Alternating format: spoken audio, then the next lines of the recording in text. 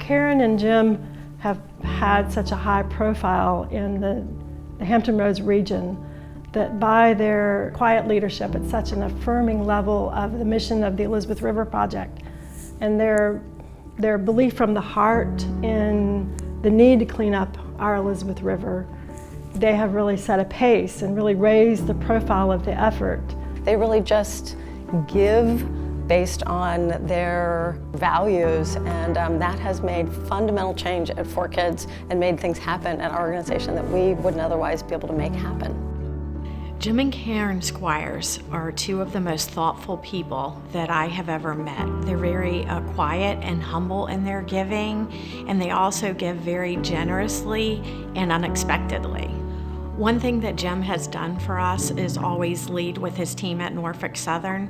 He shares his gift, he gives very generously, and he has spoken to our young leaders, and he always makes it very personal. Jim has really made human services giving a really important part of Norfolk Southern's giving. Norfolk Southern was the first corporation that jumped in the water with us, and we didn't have a site.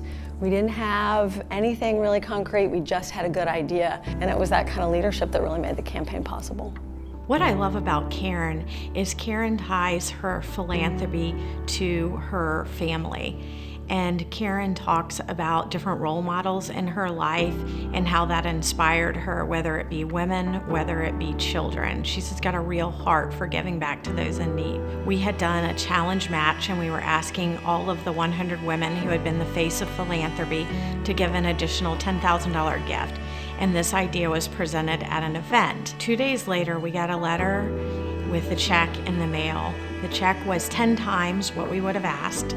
And it came with a letter about how her aunt had been a teacher and so inspired her, and she wanted to give a gift in her name. Karen in particular has been there really as board president, as a board member, as a donor, as a community leader, figuring out with us, right alongside the rest of us, the staff and the board and the community, what would really help.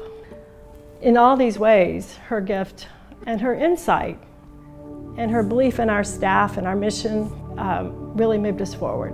You know, they're just great people, they're smart people, and they've got a great worldview, they're great readers. I was in a book club with Karen, and what was really obvious at that time, which it still is today, is how authentically interested they are in changing the community, in social justice, in educational issues.